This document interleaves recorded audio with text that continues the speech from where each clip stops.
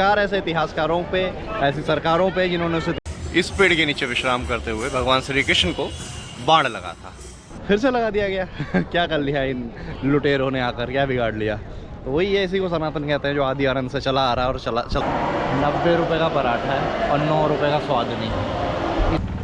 The Indian YouTuber platform पे आप सभी का स्वागत है। एक सुप्रभात, एक नए दिन के साथ। आज 15 अगस्त का दिन है और मैं हूँ अभी सोमनाथ में दर्शन करने आया हूँ। पहले ज्योतिर्लिंग है, इसकी कहानी डिस्कस करेंगे पूरी, हर टॉपिक पे बात करेंगे और किस तरीके से शिव जी प्रकट हुए थे यहाँ पे चंद्रमा की प्रतिज्ञा के बाद या तपस्या के बाद आप कह सकते हैं। तो अभी मैं जिस स्थान पे आया हूँ ये है कृष्ण जी का, जहाँ पे अंतिम संस्कार किया गया था।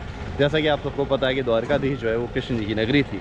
तो शुरुआत कर रहे हैं वहाँ से जहाँ पे भगवान श्री कृष्ण जी का अंतिम संस्कार किया गया था। लास्ट में चलेंगे हम ज्योतिर्लिंग की तरफ। तो अभी चलता हूँ अंदर आप लोगों को दिखाता हूँ। मैं अहमदाबाद से आया हूँ, आप लोगों ने लास्ट व्लॉग में देखा होगा। तो अभी जस्ट पहुँचा हूँ, मैंने सोचा कवर कर लेता हूँ सुबह होते ही, क्योंकि अभी भीड़ कम है। कल जन्माष्टमी का दिन है, शाम को मैं द्वारका निकल जाऊँगा। तो अभी पहुँच रहा हूँ मैं, अभी दर्शन करके आता हूँ अंदर से, फिर आप लोगों से बात करता हूँ। तो भाई यहाँ पे अंतिम संस्कार हुआ था। ये देखो कृष्ण पादुका है और पीछे नदी बह रही है। ये लक्ष्मी नारायण मंदिर है, देखो अंदर लक्ष्मी नारायण मंदिर है, कोयल की आवाज़ आ रही है और उधर गीता मंदिर है। तो यहाँ पे हुआ था अंतिम संस्कार भगवान श्री कृष्ण जी का। जस्ट पीछे आपको ये नदी बहती हुई दिख जाएगी। इस नदी का नाम तो मुझे नहीं पता, अभी मैं स्क्रीन पे डाल दूंगा। ये देखो पूरे नारियल लगे हुए हैं, पीछे समुंदर भी है और ये जूनागढ़ डिस्ट्रिक्ट में आता है। सामने देखो गीता मंदिर है, ये मेरे सामने जो है गीता मंदिर है। इस भगवान श्री कृष्ण बने हुए हैं। ये एंट्री पे ही है गीता मंदिर, जैसे ही आप एंट्री करेंगे। ये डिस्ट्रिक्ट जूनागढ़ में आता है। जूनागढ़ की भी एक दिलचस्प कहानी आप लोगों को बताऊंगा मैं आगे वीडियो में।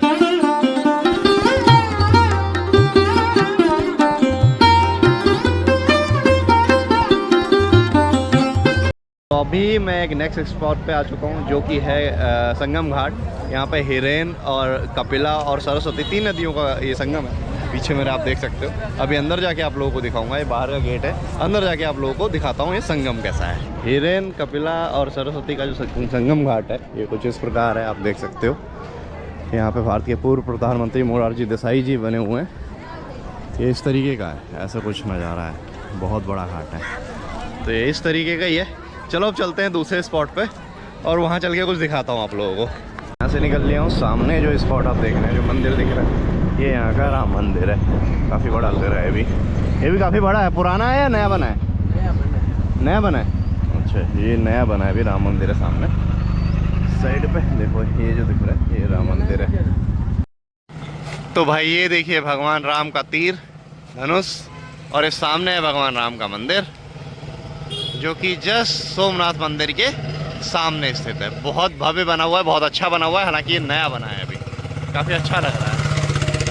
यहाँ से दर्शन करने के बाद अब मैं जा रहा हूँ दूसरे स्पॉट पे। देखो एक झलक और देख लो आप, भगवान राम टेम्पल की, जो कि सोमनाथ मंदिर के जस्ट बाजू में है।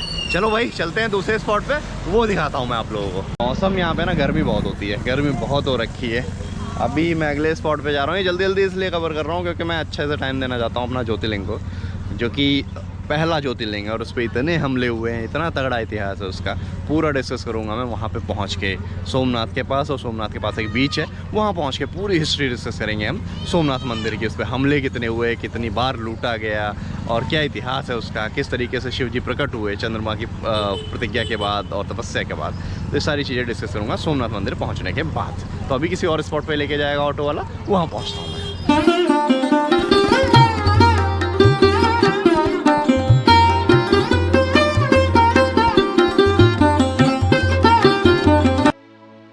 इस स्थान को बोलते हैं बाणगंगा।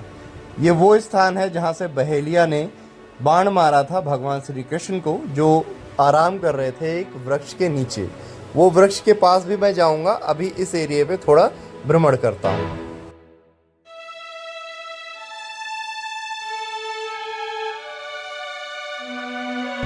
तो भाई मैं जिस जगह पे आ गया हूँ इसको बोलते हैं बाणगंगा।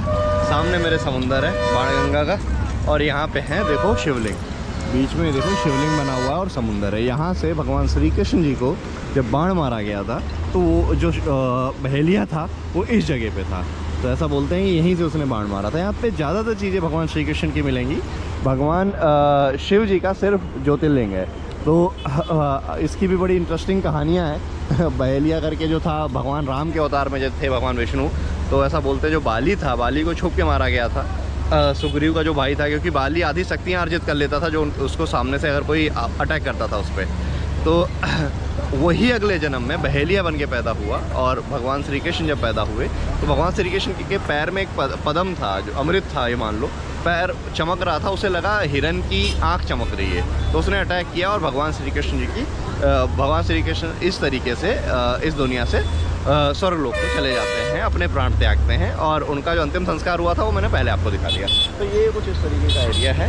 साफ पूरी भगवान श्री कृष्ण की माया थी, उन्हें पहले ही पता था उन्हें कैसे आना है कैसे जाना है, सब उनका डिसाइड किया हुआ था। तो इस तरीके का एरिया है। देखो ये समुंदर है, यहाँ पर कुछ लोग पितृ पूजन भी करते हैं, पीछे पितृ पूजन का स्थान भी है और यहाँ पे पूजा वूजा करते हैं। चलिए शिवलिंग के पास चल के देख के आते हैं।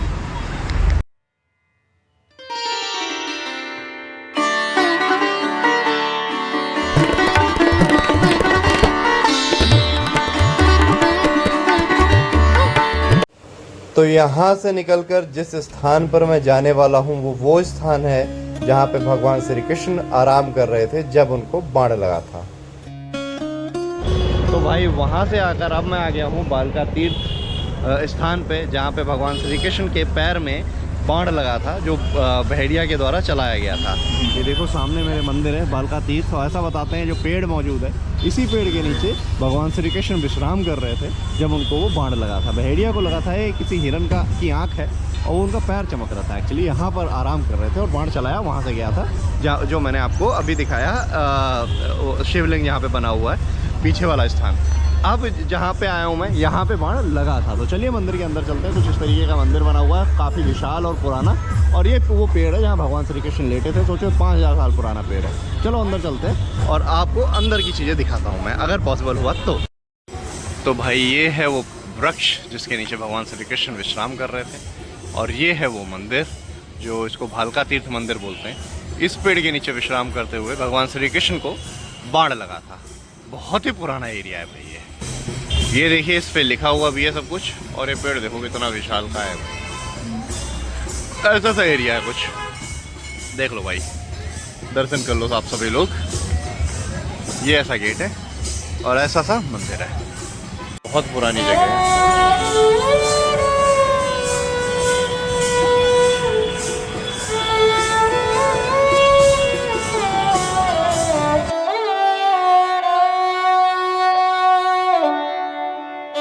अब इस स्पॉट से निकल रहा हूँ मैं दूसरी जगह पे।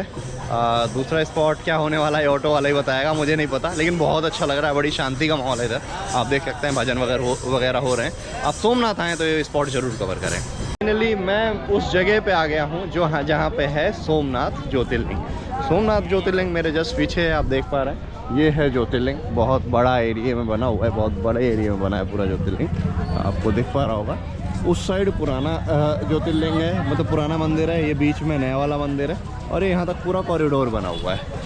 तो इसकी कहानी बताता हूँ मैं आप लोगों को। कुछ ऐसा हुआ, महाराजा दक्ष थे, महाराजा दक्ष की पुत्री का विवाह हुआ था चंद्रमा के साथ। तो चंद्रमा को उस चीज़ का बड़ा घमंड था, वो फेवरेटिज्म करते थे, मतलब उनकी कुछ 26-27 बीवियाँ थीं, सारी पत्नियों को बराबर का सम्मान नहीं देते थे। तो इसके चलते भगवान उसे क्या बोलते, जो दक्ष थे, दक्ष महाराज जो थे वो राजा थे और बहुत ज़्यादा ज्ञानी थे, तो उन्होंने दे दिया था इनको अभिशाप।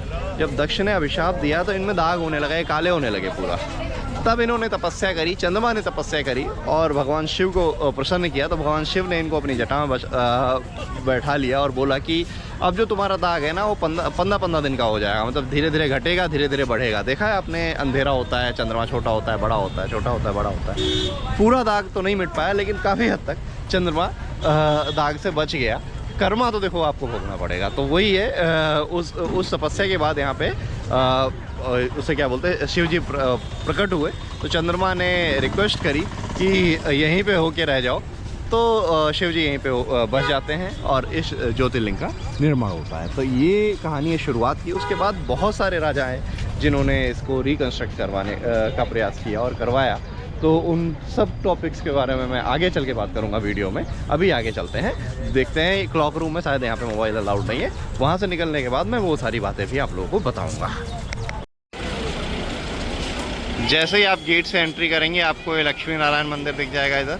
ये थोड़ा साउथ के कल्चर में बना हुआ लग रहा है मेरे को। और सामने ये द्वार है, भीड़ बहुत है। प्रथम ज्योतिर्लिंग श्री सोमनाथ महादेव में आपका स्वागत है। पहला ज्योतिर्लिंग है, सबसे पुराना ज्योतिर्लिंग, जो कि चंद्रमा ने स्वयं तपस्या करके शिव जी को प्रकट किया था जहाँ पे। चलिए अंदर चलते हैं। हूँ अभी मंदिर के गेट पे। इसके आगे कैमरा, फ़ोन, पर्स ये सब अलाउड नहीं है, आपको इधर जमा करना पड़ेगा। इस साइड पे देखो बने हुए हैं काउंटर, और ये कुछ आगे जूता घर भी है, आगे आप जूता जमा कर सकते हैं। ये फ्री क्लॉक सर्विस है, फ्री क्लॉक रूम्स हैं इधर। यहाँ पे आप मोबाइल वगैरह जमा कर सकते हैं। तो मोबाइल वगैरह जमा करके मैं अंदर एंट्री करता हूँ, फिर वहाँ से बाहर निकल के आऊँगा ना, तब इस पर और जो स्टोरीज़ हैं इस मंदिर को लेकर वो सारी डिस्कस करेंगे हम बाहर आने के बाद। तो भाई दर्शन करके तो अपन आ गए। ये देखो ये सोमनाथ मंदिर है, क्या भव्य है अंदर से। मैं आपको वीडियो से नहीं दिखा सकता क्योंकि अंदर अलाउड नहीं था। बाकी अभी बीच पे चलते हैं, फिर वहाँ बात करते हैं सोमनाथ के बारे में। बात बताऊँ, मैं दर्शन करके तो निकल आया, बहुत मज़ा आया भाई। शिवलिंग का साइज़ बहुत जायंट है, मतलब बहुत काफ़ी बड़ा शिवलिंग है अंदर, आपको बहुत अच्छा लगेगा। टाइम भी प्रॉपर मिलता है, भीड़ नहीं थी इतनी ज़्यादा। आ गया 1-1.5 घंटे में नंबर आ गया, कोई VIP पास वाला सीन नहीं था। नॉर्मली मेरा 1-1.5 घंटे में नंबर आ गया। अच्छा लगा मेरे को, काफ़ी अच्छी अनुभूति हुई अंदर जाके शिवलिंग जी के दर्शन करके। ये वही शिवलिंग है जो चंद्रमा ने बनवाया। अंदर आज भी वैसे ही भव्य मंदिर है। आपको बता दूं, मैं इस मंदिर पे 18 बार आक्रमण किया गया। 18 बार तो सिर्फ उसने किया गजनी ने। और धिक्कार ऐसे इतिहासकारों पे, ऐसी सरकारों पे जिन्होंने उस इतिहास को ऐसे लिखा, फ्लॉरिश किया एक तरीके से कि देखो 18 बार 17 बार फेल हुआ, 18वें बार में सफल हुआ।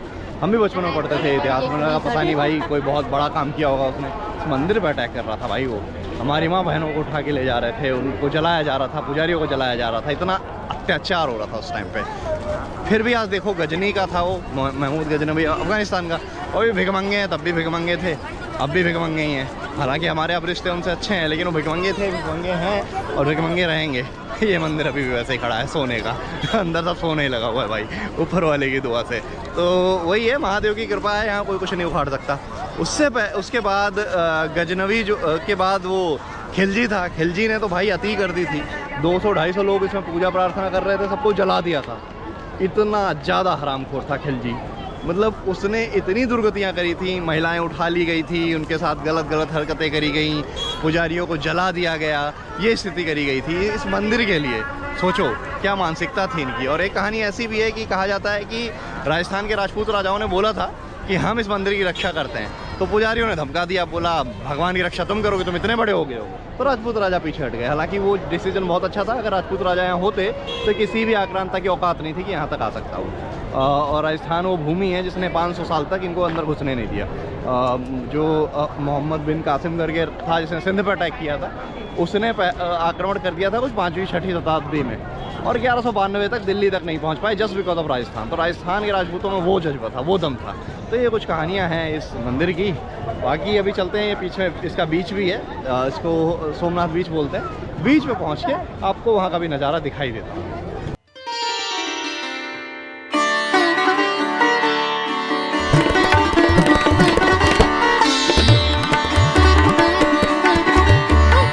प्रसाद है यहाँ का, 50 के 2 लड्डू हैं, ये भी ले लिया है। चलिए चलते हैं यहाँ से बीच की साइड पे। बीच की साइड पे थोड़ा वो भी आपको दिखाता हूँ, फिर यहाँ से निकलता हूँ मैं खा पी के। तो भाई अभी मैं आ गया हूँ कोस्ट लाइन के पास, और मैं आपको कोस्ट लाइन दिखाऊंगा और पीछे दिखाऊंगा मंदिर।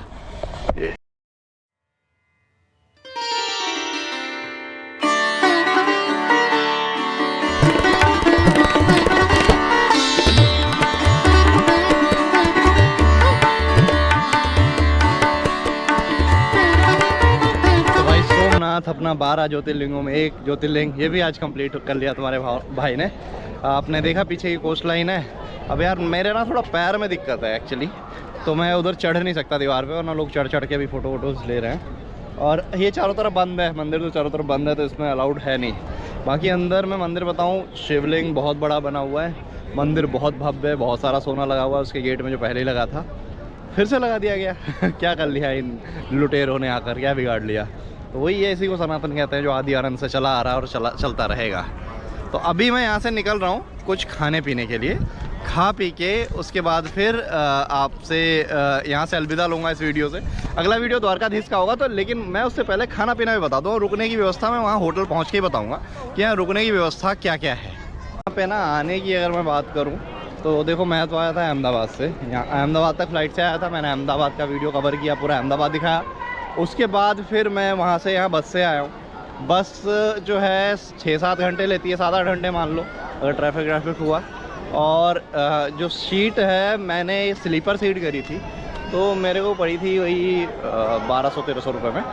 वो डिपेंड करता है, टाइम टू टाइम डिपेंड करता है। 1000 से 1500 के बीच में सीट पड़ती है पर पर्सन वहाँ से, अहमदाबाद से। अगर आप बैठने वाली करते हो तो 500-600 रुपये में भी आ जाती है। वहाँ से इधर आएँ यहाँ, और नियरेस्ट अगर रेलवे स्टेशन अगर आप ट्रेन से आ रहे हैं तो वेरावल करके, वेरावल यहाँ से 7-8 किलोमीटर ही है। राजकोट यहाँ से 50-60 किलोमीटर पड़ता है, बहुत सारी, क्योंकि सारी ट्रेनें वेरावल नहीं आती हैं। सोमनाथ में अभी रेलवे स्टेशन नहीं है, 15 अगस्त 2025 को मैं बात कर रहा हूँ।